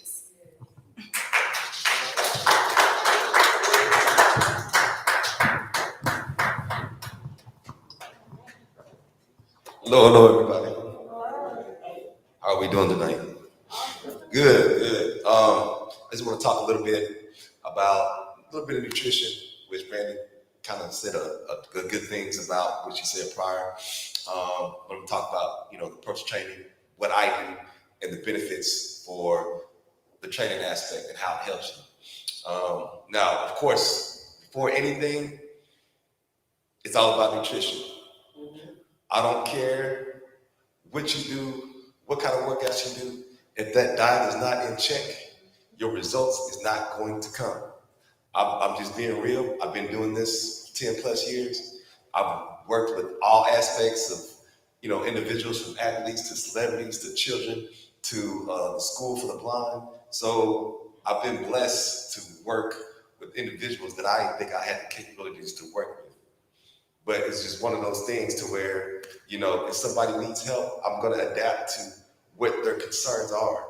And I consult with everybody as far as what their goals are, what the prior conditions is, as far as, the history of their health, injuries. I have to know all of these things so that way I can better design a program for everybody that I work with. Now, everybody's levels are different as far as what they do, and depending on their abilities and capabilities, I have to set everything accordingly to what they can do. Now, what I do, I challenge everybody to be better than what they was when they first walked in or when they consult with me. I'm very, challenging. I'm very motivated. And first of all, I can, only do things based on experience and what I've been through. The good thing about when I connect with somebody, it's a team effort. It's both of us. So a lot of times when I train somebody, I'm going to be with you. I want to see you succeed. I want you to be successful, because with everything that you do, it's going to reflect on everything. It's going to help you with your energy. It's going to help you with your strength. It's going to help you with your overall, confidence. So it's so much that you can benefit from just working out. And there's so much benefits as far as working out and being physical. It's going to help you with your stress. It's going to help you with your immune system. It's going to help you with your flexibility. It helps reduce the risk of having strokes, heart attacks, high cholesterol, high blood pressure. So there's a lot of benefits of, how working out and being active is. Now, I'm not saying everybody has to be doing a bodybuilding regimen. No. I specialize in different areas to where it's going to help each individual reach their goals depending on what they're trying to do. Now, the number one thing I tell everybody, you have to have patience, because these things does not come over time. The goals that we want does not come as an instant gratification. You have to have the patience. Then with the patience, the consistency, you have to make it a priority. You have to schedule it in, because my motto is, if you take care of your body will take care of you. And that's no lie. So the thing is, you have to schedule like everything else. You have to make time, because like I said, we only live once. You want to live the best way possible. And the best way to doing that is with your health. There are 7 important nutrients that the body must have in order to function. Does anybody know what 7 nutrients are? I'm gonna tell you. 1 is protein. 2 is carbohydrates. 3, vitamins. 4, minerals. 5, you have fiber. You have 6, you have water, which is the very, very most essential. Water is a conductor to conduct all your nutrients and transport to where it needs to. So with that, that's very important. Then you have fiber, okay? So with these very important nutrients, These are the basics. And of course, with nutrition, it can go so broad, and everybody's going to be different as far as what's going to work for them. You know, it's trial and error. You have to like figure out what's going to be the best. So it's always continuously switching things in and out. So there's no such thing as a magic diet. There's no such thing as a miracle pill. There's no such thing. You have to work for everything. There's no such thing. I'm sorry, but like I said, you know, you gotta put a little work into it. You know. Well, I mean, okay, those are supportive.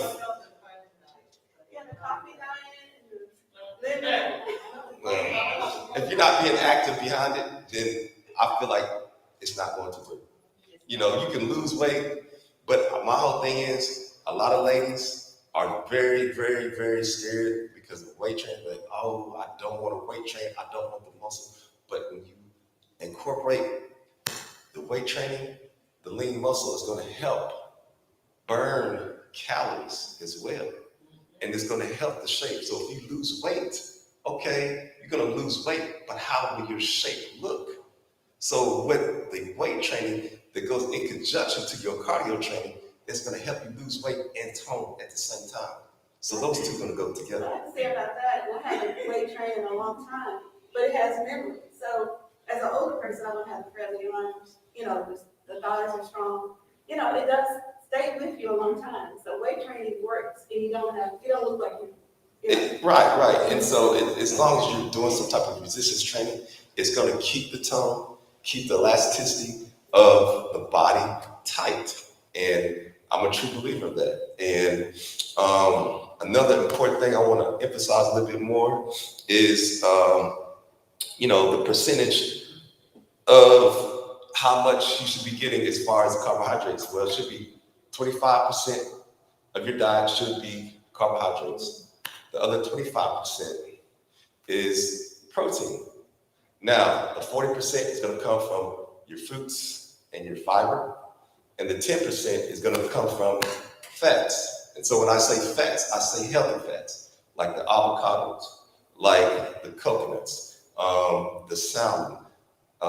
So I'm not talking about, you know, when I say fat, like fatty, you know, like fatty oils and different things like that. So the things you want to stay away from is trans fat. That is like a no-no. So if you see a label with trans fat, stay away. Polyunsaturated fats is probably where you want to be.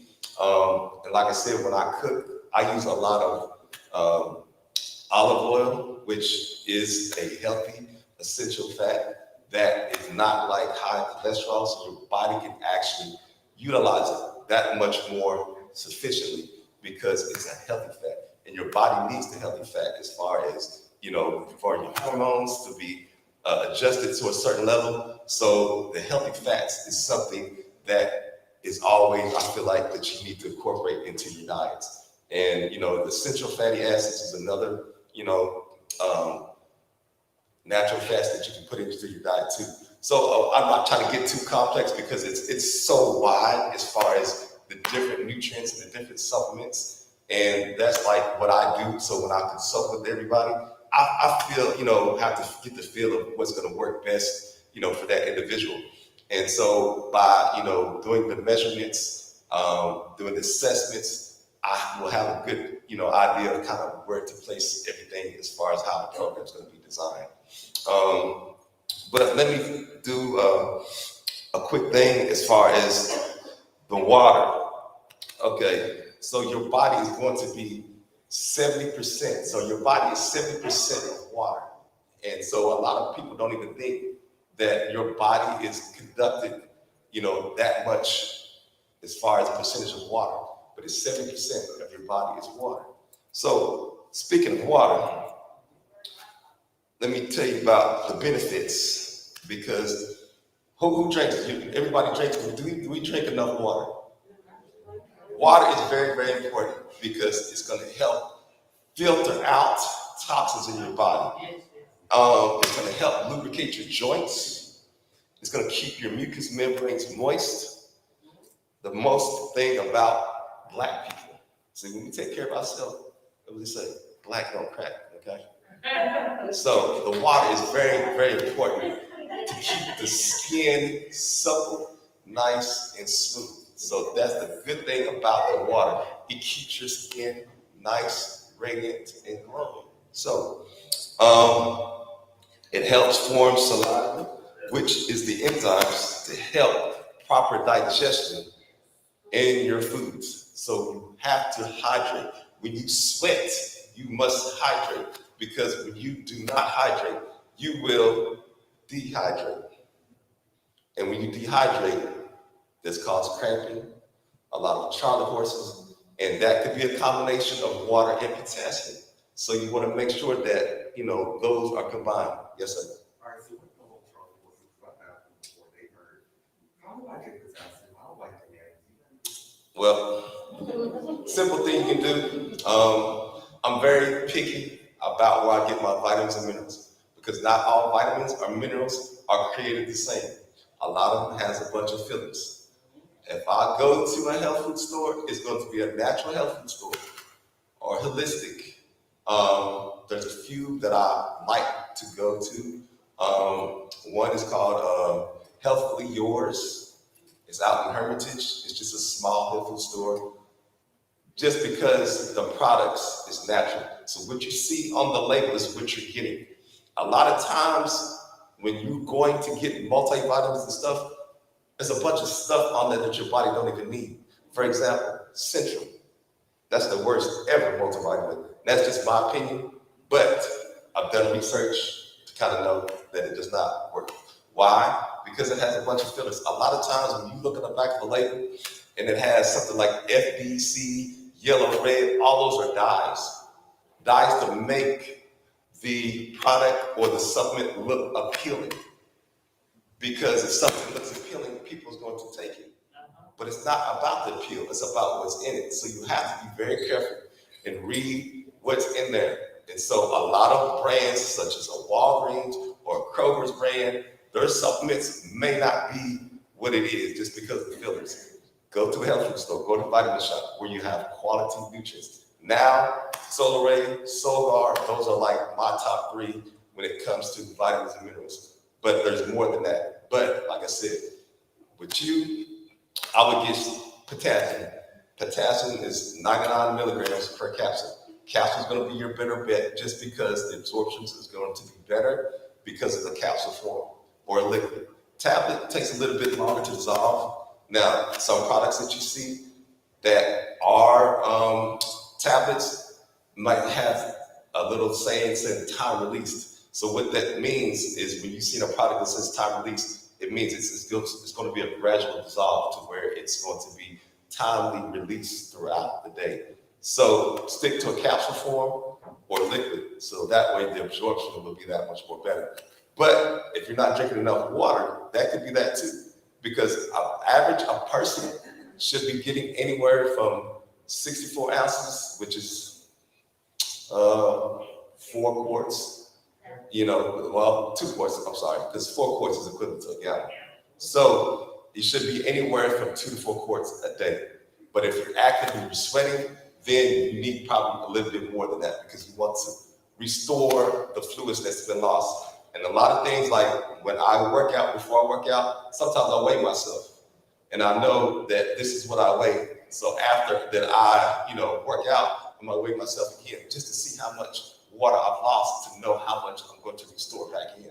So that's another remedy that you can do to make sure that you're properly hydrated. It's kind of like weighing yourself before you work out, then weigh yourself afterwards. And so that way, if you got, if you're, such and such weight, then you weigh yourself again. Oh, okay, I'm down 2 pounds. So hydrate. It's very important. Keeps your body cool, keeps the body temperature down, helps regulate the bowels. So it's just so many different things.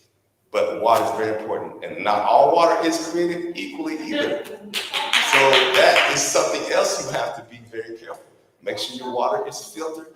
Make sure it's alkaline or spring water. Now, this is my thing. When I get spring water from the store, I don't get the regular plastic jugs. For some reason, it always tastes like plastic. And a lot of times, if water's been sitting around, you're consuming that plastic into your body, which is putting more toxins into your body. So when I get water, I make sure it's very clear to where I can see it. Just because when it sits for a while, always look at the dates because that's very important too. But like I said, the outlet, get your filtered water, get the filtration system, get whatever you can because that is very important as far as that. And not only that, it helps you from, having issues with the kidneys. Because a lot of times if you don't have a lot of water in your body, you can create kidney stones. And that's from not having enough water. Water is very important. Water is just the conductor. That is just the number one mineral because it transports everything. As far as the minerals, vitamins, whatever, it assimilates everything that your body needs as the conductor for everything. And so, any questions? No questions? What were those 7 things you said you needed? Protein, vitamins, fiber, water, carbohydrates. What was the 7? You have fiber. Fiber, water, carbohydrates. Yep. Vitamins, protein. Yep. Vitamins, minerals, proteins. Yes, ma'am. And those are just, the basics, of what your body needs. So those are the very essential vitamins and minerals, nutrients that your body needs to conduct at full capacity. Yes, ma'am. You look so familiar. What's your name? Oh, is it you? Hi, So I always go back and forth with all the trends is out now about how many times a day you should eat. So at one point in time, it was 2 times a day, then I went back to 3 times a day. What would be a suggested amount to eat? I say 3 to 4 because you should have like at least breakfast, lunch, dinner, and then probably in between, probably have a small snack, which it could be some nuts, could be almonds. I don't know if some of y'all do protein, but a protein shake, which will tie you over to your meal because the protein is, not considered a meal, but it still will provide, the essential, proper food, that you would get from your foods to tie you over to your next meal. So, but I would start at 3, but it just depends on how active you are because, somebody like me, I'm easy 6 times just because that's how my body, incorporates. But as your metabolism raises, your body's going to become more hungry. And that's a good thing because if your metabolism is raising as you start to exercise more, that is a good thing because your body is actually burning fat. And when you're eating clean and you're watching what you eat, then that will be really a good sign. And so you want to not starve yourself, but you want to keep yourself in the line of having your meals prepped. And I feel like if you're on a nutrition plan and you do your meal preps, always have your food with you because if you run out of food, that's going to make you want to get something that you do not need. And I've done that plenty of times to where I didn't pack enough food for the day and I know I'm on a certain regimen. And if you run out of food, you're going to eat anything because you're hungry. And it's okay to get off track, but the thing is getting back on track. And the thing is not overindulging, it's the consumption of how much you do. Now, with some of the people that I have, just because, depending on what the goals are, but let's say for 5 days out of the week, we have a certain regimen. Then on the weekends, I allow everybody to do it a cheat meal. Not a cheat day, but a cheat meal. Because you want to still, be sane, because we're still humans. And I know the thing is, once you have a cheat meal, then you get back on your plan. Because with that, it kind of restarts your metabolism. So a lot of times when you're on a nutrition plan, you want to offset the metabolism. So by having a regular food, it kind of resets your metabolism. But that's a whole different category. It's really complex. But like I said, that's just how I do certain individuals, just depending on what the goals are. But like I said, if you eat small meals frequently throughout the day, it's going to help raise your metabolism in order to burn the fat more sufficiently. All right. And you can look like him. All right, you guys. It's time for us to go. We've had such a wonderful day. I want to thank each and every one of you for being here this evening for what? Kujichagulia night, the second night of Kwanzaa. We're going to do a Harambe circle. Last night we did fist bumps. We're going to do that. We're just going to say it 7 times. And the youngest person can come and say Harambe for me. Any young person, no matter who. Okay. All right. Come on, Malcolm. Come on up here and help us, sister. Marie, you have anything to share? Follow Kwanzaa Nashville on Facebook, Instagram. The virtual is tomorrow, so just like our page and you'll see what's going on.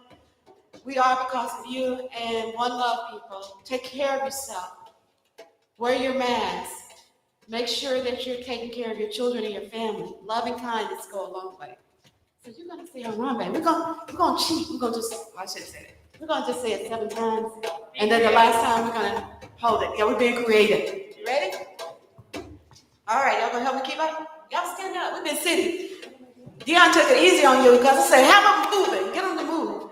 Thank you, St. Luke, for your space. We really, truly thank you so much. Look in the back, the Ursha of the day. Look, you see him? He was Ursha of the day.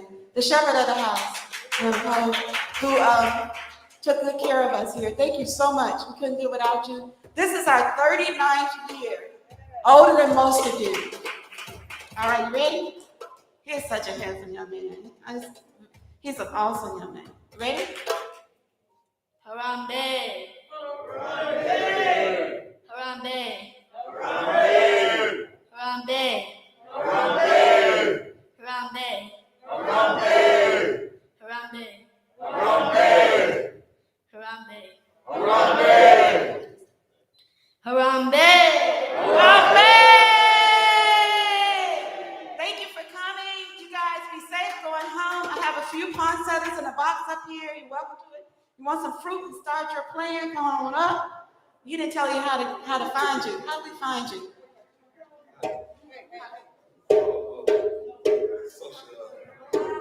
You can find me on